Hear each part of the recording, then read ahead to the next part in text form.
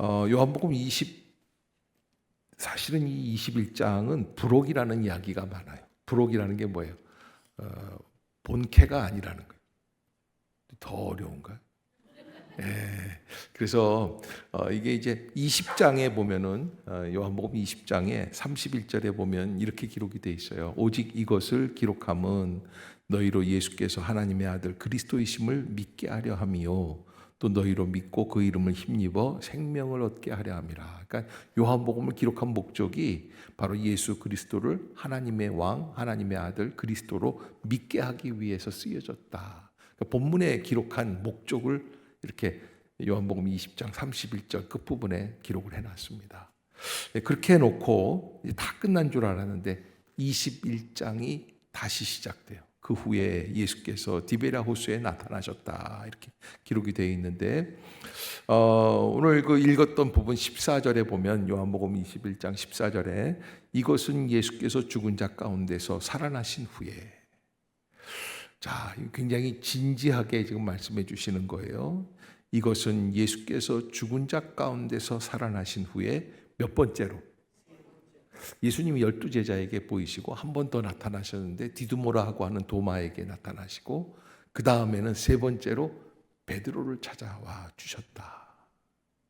그래서 이 부활 사건 이후에 일어나는 이 일들은 무슨 의미가 있을까라고 하는 것, 부활과 또 요한복음 21장의 연속성, 연계성, 이게 뭘까라고 하는 것을 우리가 한번 생각해 봐야 할 것입니다. 어네스트 헤밍웨이라고 하는 유명한 작가를 여러분들이 아실 거예요. 스페인의 한 아버지가 사이가 멀어진 아들을 다시 보고 싶어요. 애가 하루는 밥 먹다가 아빠한테 대들었어요. 그래서 아빠랑 진탕 싸우고 가출을 해버렸어요. 그래서 요즘 중2, 중3 함부로 싸우면 안 돼요. 수틀리면 나가는 거예요. 6개월이 돼도 소식이 없어요. 아빠가 얘를 보고 싶어서 신문에 광고를 하나 냈어요. 걔 이름이 뭐냐면 파코야. 팝콘이 아니라 파코야. 파코라고 하는 거는 스페인의 철이와 영수예요. 흔한 이름이라는 거죠. 파코야, 잘 지내니? 아빠는 너를 그리워하고 있단다. 몇 월 며칠 어느 호텔 로비에서 너를 좀 만나고 싶다. 네가 그때 잘못한 거 내가 다 용서한다. 그리고 이제 그 약속한 날 2주가 지나서 약속한 날에 아빠가 가봤어요. 파코가 800명이나 모여있더래요. 깜짝 놀란 거예요. 800명이나. 실제 자기 아들을 만났는지 안 만났는지 그 얘기는 없어요. 그런데 이 세상 사람들 중에 어떤 사람이 그렇게 많아요? 용서받고 싶은 사람들이 그렇게 많아요. 아빠하고의 관계가 틀어지니까 여러분 그 아빠가 어느 아빠인지는 모르죠. 그러나 그 아빠가 내 아빠였으면 좋겠다. 옛날에 무슨 그 군인들 찾아가 가지고서는 위문하는 그 프로그램들 있잖아요. 그러면 이제 그 흰 천 뒤에서 엄마가 기다리고 있고 지는요 전남 어디에서 왔시요? 그러면 탁 병사들이 올라서 저 어머니가 제 어머니가 맞습니다. 그렇게 하는. 근데 사람들이 다 누가 날 좀 용서해 줬으면 좋겠다. 오늘 그래서 요한복음 21장은 용서로 쓰시는 하나님의 축복의 드라마. 부활하신 이후에 예수님께서 부활하셨어요. 이 부활 사건은 우리의 죄를 용서하시기 위한 상징적인 십자가의 사건이죠. 이사야 선지자는 그가 찔림은 우리의 허물을 위함이요 그가 상함은 우리의 죄악을 인함이라. 그가 징계를 받음으로 우리가 평화를 누리고 그가 채찍에 맞음으로 우리가 나음을 입었도다. 우리는 다 양 같아서 그릇 행하여 각기 제 길로 갔거늘 여호와께서는 우리 무리의 죄악을 그에게 담당시키셨다. 따라해 봅시다. 여호와께서는 우리 무리의 죄악을 그에게 담당시키셨도다. 십자가가 바로 그렇다는 거예요.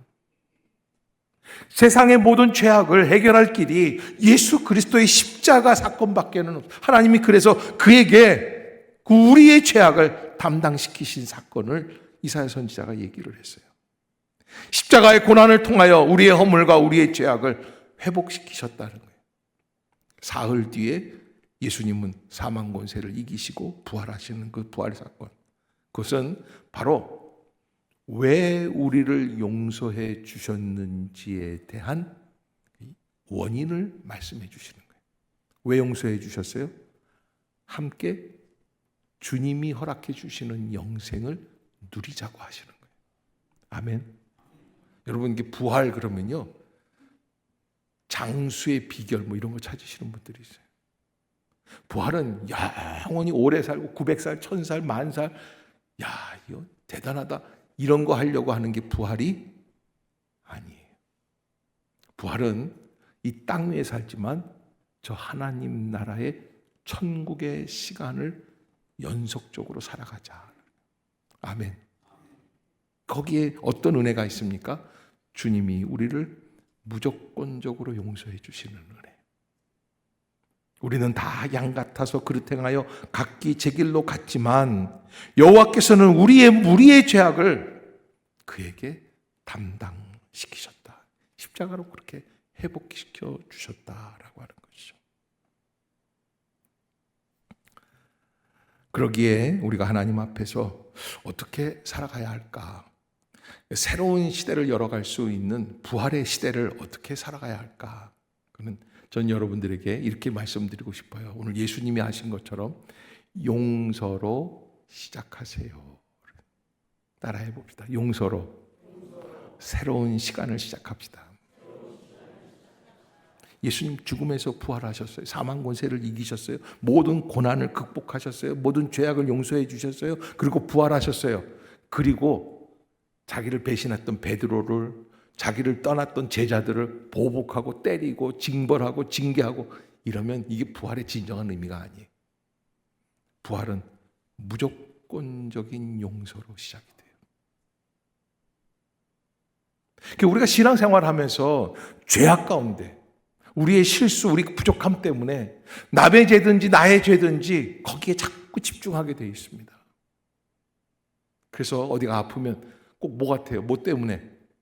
내 죄 때문에. 제가 부산에 있을 때 그런 분들이 계셨어요. 전라도 광주 쪽에서 지내시다가 그 자매 두 분이 50대인데 자매 두 분이 이사를 오셨어요. 저희 동네 중앙교회에 등록을 하시고 제가 새가족 담당을 했기 때문에. 그런데 한 1년 뒤에 동생 자매가 간암으로 죽게 돼요. 장례를 다 마쳤는데 그 언니가 저한테 하는 말이 있어요. 목사님, 저희가 죄가 많아요. 험한 세상을 살았어요. 그분들이 광주에 계실 때 무슨 일을 했는지는 모르겠어요. 제가 봤을 때 무슨 술집 같은 거 하지 않으셨을까 생각이 들어요. 두 자매가 이 세상에서 그저 그냥 입에 풀칠을 하고 살아내기 위해서 어려운 길을 가지 않았을까 싶어요. 남는 게 뭐예요? 나는 죄인이구나. 죄의 자책감. 병이 들렸을 때 뭐 때문이에요? 그 언니가 그렇게 눈물을 흘려요. 저희는 험한 세상을 살았어요. 그러기에 여러분, 이 요한복음 21장이 있다는 것은 복음을 말씀해 주시면서 우리에게 진정한 믿음이란 무엇인가? 우리의 죄를 무조건적으로 용서해 주시는 주님을 바라보라는 거예요. 우리를 징벌하시고 징계하시고 정죄하시기 위한 십자가가 아니라 우리를 용서해 주시기 위해 찾아오시는 부활의 주님. 아멘. 그 주님을 바라보도록 하자라는 게 요한복음 21장이에요. 그래서 용서로 시작이 됩니다. 누가 만들었을 법한 얘기인데 저도 예전에 한번 어느 부흥 강사한테 들었던 얘기예요. 어느 며느리가 아주 옛날 시골에서 시집을 왔습니다. 그때는 시집을 오는 거예요. 요즘은 장가를 갑니다. 무슨 의미인지는 여러분들이 해석을 하세요. 그래서 아들이 이제 장가를 가면 며느님의 남편이 됐다고 얘기를 하잖아요. 그래도 잘 못 알아듣는 분은 어쩔 수가 없어요. 아무튼 시집을 왔는데 시집 와서 이제 시집살이를 하면서 이렇게 지내는데 첫날 이제 결혼식 다 치르고 이제 초야를 지내고 그리고서 첫날 이제 새댁이 일어나면 뭘 해야 되냐면 아침을 해야 합니다. 그래서 시부모님께 아침을 갖다가 드리는 거예요. 뭐 밥을 뭐 어떻게 했는지 모르지만 밥을 하고 국을 하고 반찬을 하고 해가지고서는 이렇게 상에다가 이렇게 들고 가는데 가가지고서는 잘 놀려고 밥상을 들고 갔는데 그만 이 한복을 입잖아요. 그런 때 또 새색 씨가 한복 단을 발로 밟았어요. 어떻게 됐겠어요? 그냥 홀라당 엎었어요.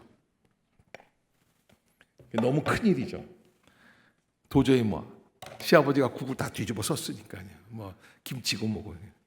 그래도 이 두 시아버지 시어머니가 너무 쿨한 분이라 야 괜찮다 괜찮다. 시어머니는 더 쿨해요. 야 나도 첫날 그랬어. 괜찮아 괜찮아. 앞으로 너희들 잘 살려고 그러나 보다. 그런데 이제 그렇게 이제 어떻게 아침을 이렇게 치우고 그리고서는 이제 집에 혼자 남아서 이렇게 있는데 점심 때쯤 됐는데 도저히 막 가슴이 두근두근거리고 아까 아침에 실수한 게 암만 생각해도 내가 잘못한 것 같은. 그래서 점심 때 일어나가지고서는 밥을 하다 말고 시어머니한테 가서 어머니 암만 생각해도 아침엔 제가 너무 실수했습니다. 잘못했습니다. 용서해 주세요. 아가야 괜찮아. 너희들 잘 살려고 그러는 거야. 아까 내가 용서해 준다고 그랬잖아. 걱정하지 마. 그래서 지나갔는데 점심 먹고 저녁 때 또 밥 지려고 생각하니까 또 뭐가 생각이 나요. 아침에 그 사건이 또 생각이 나요. 밥하다 말고 며느리가 또 들어가서 시어머니한테 어머니 아까 너무너무나 미안하다. 슬슬 짜증이 밀려오는 거예요. 시어머니 괜찮대도 저녁 다 먹고 밤중쯤 새신랑 와서 같이 자는데 잠이 안 와요. 밤중이에요. 자다가 말고 며느리가 일어나요. 어디로 가요?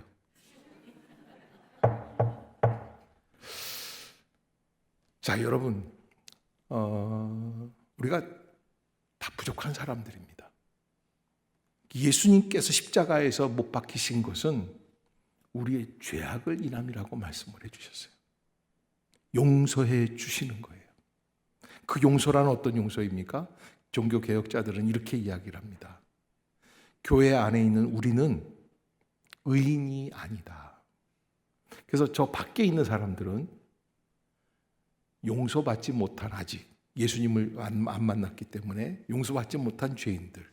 우리는 용서받은 죄인들. 죄인이란 말을 붙였어요. 그 말 무슨 얘기냐면 예수님의 용서를 받지만 그 용서를 체험한 우리의 심령 가운데는 뭐가 있어야 된다는 거예요. 겸손함이 있어야 돼. 온유함이 있어야 돼. 뻔뻔함으로 그 무슨 밀양인가 뭐 그런 영화들 있지 않습니까? 그래서 여러분 그 딸을 죽인 사람을 용서하려고 용서가 안 되는데 용서하려고 예수 믿는 그 젊은 엄마가 찾아가서 감옥에 가서 얘기를 했더니 그 감옥에서 그 죄수가 예수님을 영접한 거예요. 그리고는 그 죄수가 그 엄마가 와서 당신을 용서한다고 하는 면회를 하려고 그랬더니 뭐라 그러냐면 저는 이미 예수 그리스도 안에서 용서를 체험했습니다. 이 사람이 굉장히 갈등이 있는 거죠. 이게 뻔뻔한 용서예요. 여러분 예수님께서 우리의 죄를 용서해 주신 것은 그것은 뻔뻔하게 살라고 하시는 용서가 아니에요. 하나님의 은혜와 감격 속에서 새롭게 살아나가는 거예요. 오늘 예수님이 죽기 직전에 그래서 여러분 예루살렘에 가보면은 통곡의 교회라고 하는 교회가 있어요. 통곡의 교회는 예수님이 대제사장에게 신문 받으시던 그 자리, 대제사장의 집, 가야바의 집을 바꾸어서 교회로 만들었습니다. 예수님이 체포되셔서 거기에서 이제 그 감옥 안에 갇혀 있고 예수님이 어떻게 그 시간들을 신문 받으시면서 기다리셨냐면 이렇게 이렇게 두 팔을 하고 이걸 다 매요. 묶어요. 그리고 줄에다가 매요. 그래서 그렇게 굴비 걸듯이 그렇게 공중에 띄워놓는 거예요. 그러면 피가 다 아래로 내려가니까 어지럽고 너무 괴로운 고통이 있습니다. 그러는 가운데 예수님이 대제사장에게 뜰에 나와서 신문을 받죠. 그 신문 받으시는 그 순간에 베드로는 어떻게 합니까? 예수님을 3번 모른다고 부인합니다. 3번이나. 그 3번째 예수님과 베드로의 눈이 마주칩니다. 그 예수님께서 뭐라고 그러시냐면 네가 오늘 밤에 닭 울기 전에 나를 3번 모른다고 할 거야. 그때 마침 닭이 울어요. 그래서 베드로가 그 예수님의 말씀이 생각이 나서 그 예수님을 3번 부인한 이후에 나가서 막 통곡하는, 그래서 이름이 통곡교회예요. 그 교회는 교회 지붕에 십자가가 대부분 있는데 그 교회는 지붕에 닭이 그려져 있어요. 그래서 치킨집도 아닌데 어떻게 닭을 저렇게 걸어놨나. 그게 아니라 베드로가 그 닭 소리를 들으면서 통곡을 했다라는 걸 상징적으로 나타내요. 베드로에게 있어서는 그 닭의 울음소리는 자기의 죄악을 들춰내는 너무너무나 가슴 아픈 일들이죠. 그것도 3번이나. 그래서 오늘 예수님이 베드로를 만나시고 3번째로 제자들에게 나타나셨다 그러는데 순전히 그 베드로의 컴플렉스를 뛰어넘게 극복해 주시기 위해서, 부활의 산 증인으로 사용해 주시기 위해서. 우리는 사실 누가 잘못한 게 있으면, 우리 애들도 그렇죠. 우리가 애들한테 자꾸 얘기하잖아요. 너 그러다가. 그래서 엄마가 항상 하는 얘기가 너 엄마 말 안 들으면 아주 그냥 배락 맞을 줄 알아. 뭐 이런 식으로 아주 무서운 얘기를 해요. 그래서 제가 10몇 년 전에 북한산에 인수봉이라고 있어요. 인수봉에 벼락을 7명이 올라가서 7명 다 벼락 맞아서 죽었어요. 그때 그 사람들은 왜 죽었나 내가 생각해요. 엄마가 그 얘기한 사람들이 아니에요. 아주 이상한 얘기들을 해놓는 거예요. 예수님은 그렇게 하시지 않습니다. 오늘 그 15절을 한번 읽어볼까요? 15절, 본문 15절을 보면 예수님이 조반을 먹은 후에 베드로에게 하시는 말씀입니다. 15절 시작. 그들이 조반 먹은 후에 예수께서 시몬 베드로에게 이르시되 요한의 아들 시몬아 내가 이 사람들보다 나를 더 사랑하느냐 하시니 이르되 주님 그러하나이다. 내가 주님을 사랑하는 줄을 주님께서 아시나이다. 이르시되 아멘.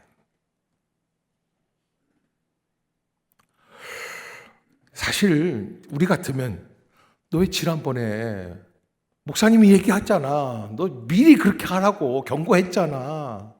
너 이렇게 말들을 안 들어 처먹니? 뭐 이렇게. 너 그따위로 해서 천국 가겠어? 이렇게. 근데 예수님은 그러지 않으세요. 우리나라 옛 노랫말에 그런 게 있죠. 과거를 묻지 마세요. 예수님이요, 베드로의 과거를 들춰내 주시려고 하지 않으세요. 그래서 베드로가 지금 사실은 실수했고 배신했고 부인하고 저주했지만, 그러나 베드로가 갖고 있는 게 있어요. 예수님이 아시거든요. 뭐래요? 그가 주님을 사랑하고 있다는 사실을.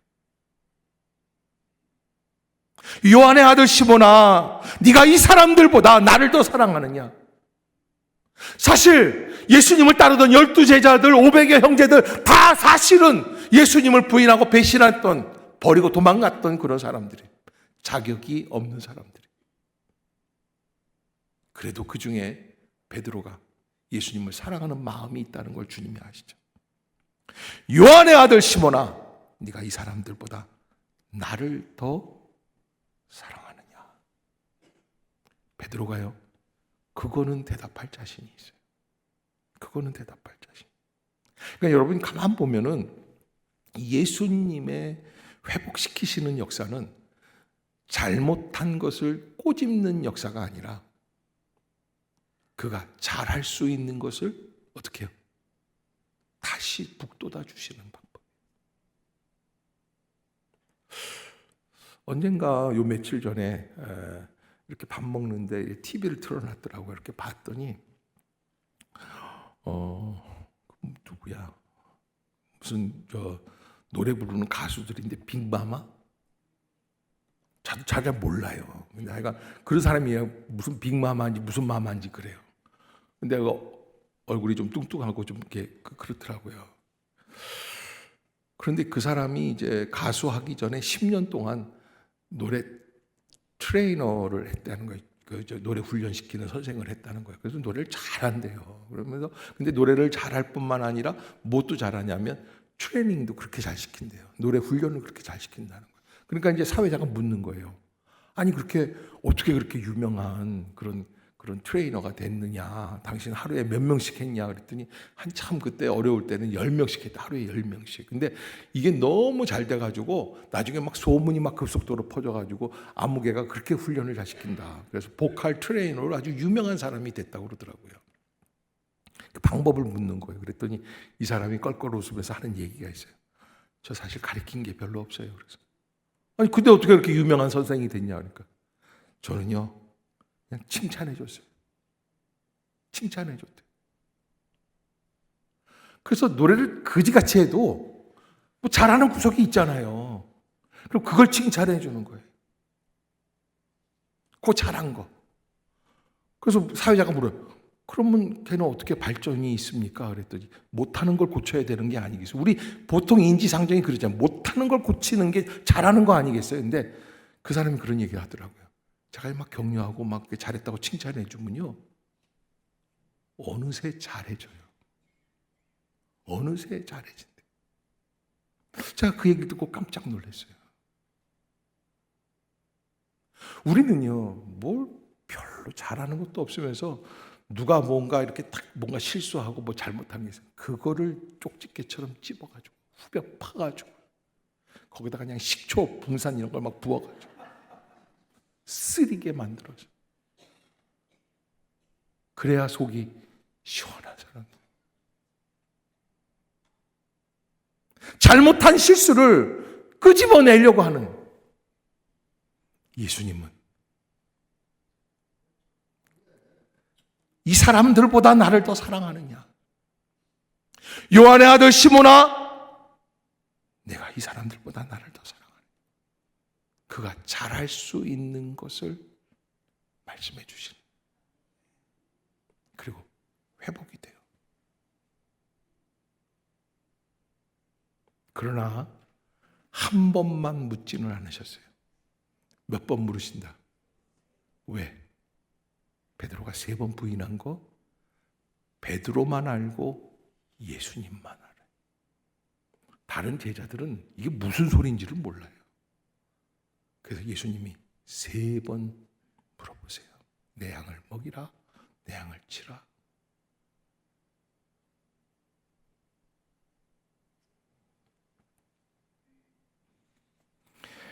여러분, 이 시대는 용서가 필요한 시대입니다.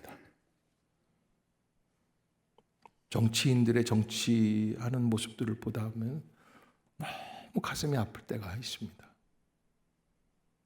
진보 세력이 정권을 잡은 다음에는 보수 세력들의 복수가 들어갑니다. 또 보수 세력에서 대통령이 나오면 진보들이 그동안 당한 서름들을 다 갚아주려고 합니다. 그러다가 보면 그렇게 대통령이 몇 번 지나가다 보니까 우리나라 땅이요.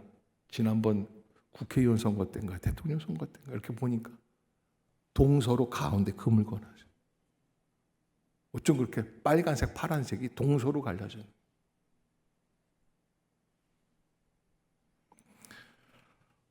국회의원들이 정부 요직자들 뭐 정부 총리나 뭐 이런 사람들 데려다가 국회에서 대정부 질문하는 거 이렇게 보면은 유튜브에 뉴스 같은 거 나오지 않습니까? 무슨 국민학교 애들도 초등학교 애들도 그렇게 유치하게 안 물을 거예요. 그냥 징징징징거리면서 서로 물어뜯고. 또 요즘 총리들이나 요즘 뭐 대정부 질문에 나온 정부 직원들은 한마디도 안 주고 다 대답하더라고요. 또 서로 그러는 거예요. 서로. 그래서 우리나라가 좀 빨리 예수 그리스도의 용서의 역사가 시작돼야 되겠다. 따라해 봅시다. 그 역사가 우리 가정에서부터 시작되게 해주옵소서. 아멘. 옆에 사람 좀 쳐다보세요. 용서해 주세요. 한 번 더. 모든 걸 용서합니다. 옆에 사람, 저한테 자꾸 모든 걸 용서한다고 그러지 마시고 옆에 사람한테. 가정에서 시작이 돼야 돼요.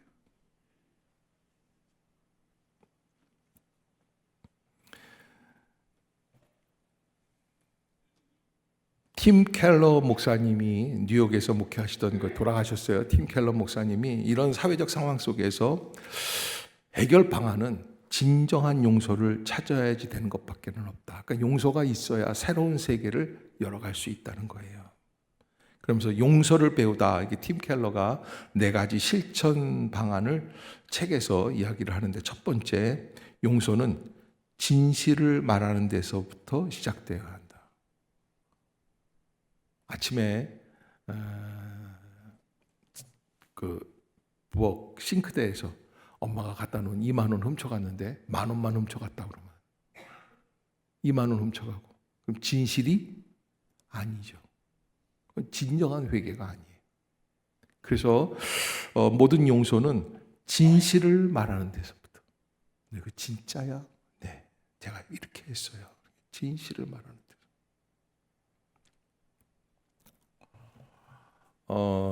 저희 12살 때 사건이 있죠. 11살인가 12살 때 사건이 있는데, 여러분들이 몇 번 들으셨을 거예요. 기억을 해야지 돼. 내가 그렇게 몇 번 반복해서 얘기하는 건 다 기억을 해야지 돼. 무슨 사건이냐면 항아리 깨트린 사건이 있어요. 어쩌다가 보니까 놀다가 항아리를 깨트렸는데, 그 항아리, 그 큰 항아리인데, 그걸 독이라고 그래. 큰 항아리인데 그 밑에 얼음이 얼어가지고, 그래서 그거를 나는 좋은 뜻에서 엄마를 돕겠다고 얼음을 녹이려고 어떻게 했냐면, 내가 머리가 좋지 않아요. 그래서 연탄 집게를 가져다가 연탄에다가 이렇게 꽂아놔요. 그러다가 이렇게 가면 어떻게 돼요? 여기 얼음에다 대면 칙 하고 녹죠. 이게 얼음에다가 이거 대려니까 항아리를 타고 거기서 매달려서 이걸 하다가 보니까, 나중에 보니까 밑구녕 따로 누르고 위에 따로 누르고, 어떻게 된 거예요? 밑이 깨진 거예요. 빠진 거예요. 밑 빠진 거예요. 야, 우리 어머니는 뭐 동네에서 제일 호랑이 중에 호랑이. 뭐 한 번 그냥 뭐 우리를 때리시면 때리는 게 아니라 패. 그러니까 이거 도저히 이게 안 되는 거예요. 그래서 올 겨울만 넘기자 그러고선 뚜껑을 덮어놓고 내려왔는데 밤에 잠이 안 오는 거예요.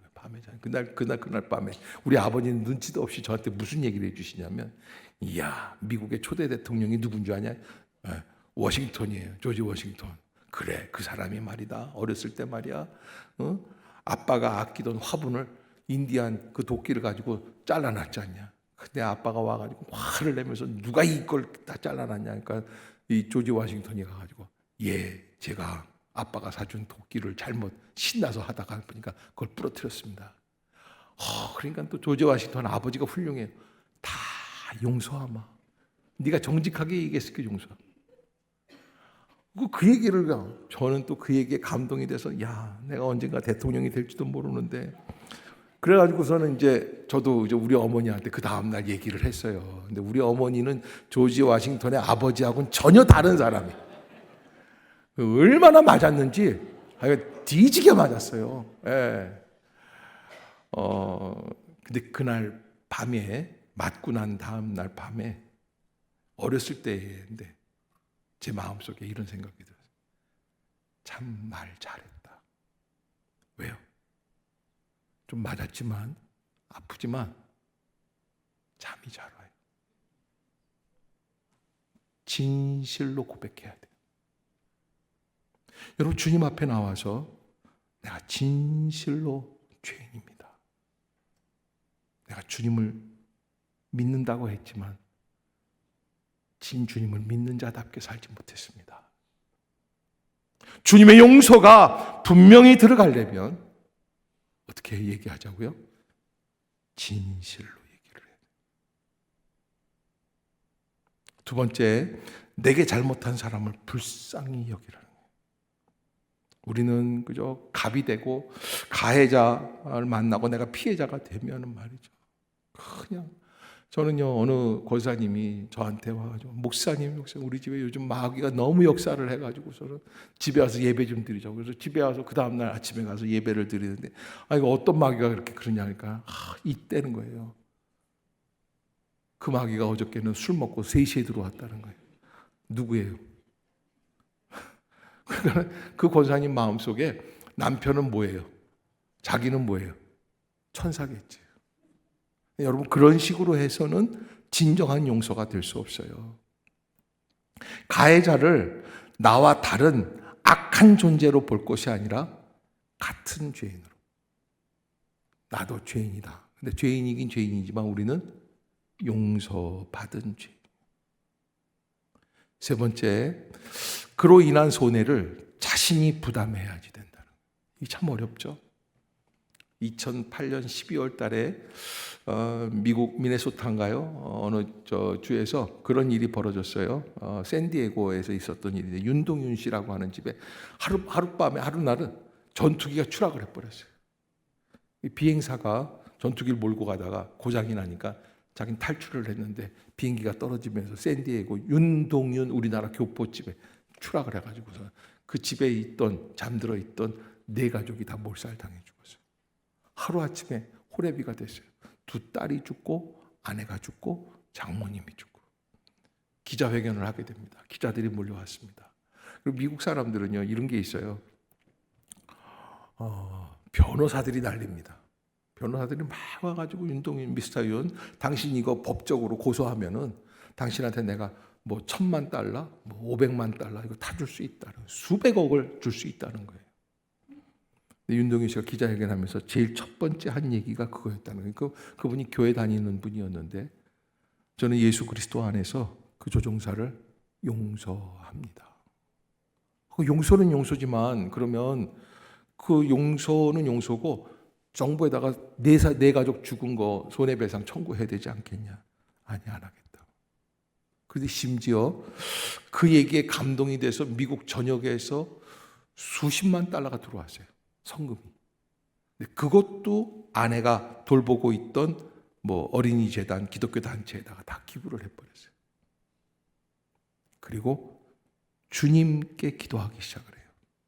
거기에서 진정한 용서가 시작이 되죠. 우리는요, 자동차가 와서 붙였어요. 이야, 잘 됐다. 뭐부터 잡고 나와요? 그리고 뭐라 그러는 거예요? CT 찍어. 뭐 병원 가. 입원부터 해. 왜? 뭐라도 받아야 해. 그러지 말고 하나님 안에서 그 손해까지도 감당해 나갈 수 있는. 네 번째, 관계를 영영 끊을 게 아니라 화해에 힘써야 한다. 여러분 옆에 가족이나 관계된 분들이 있으면 옆에 한번 쳐다보세요. 얘기하세요. 화해합시다.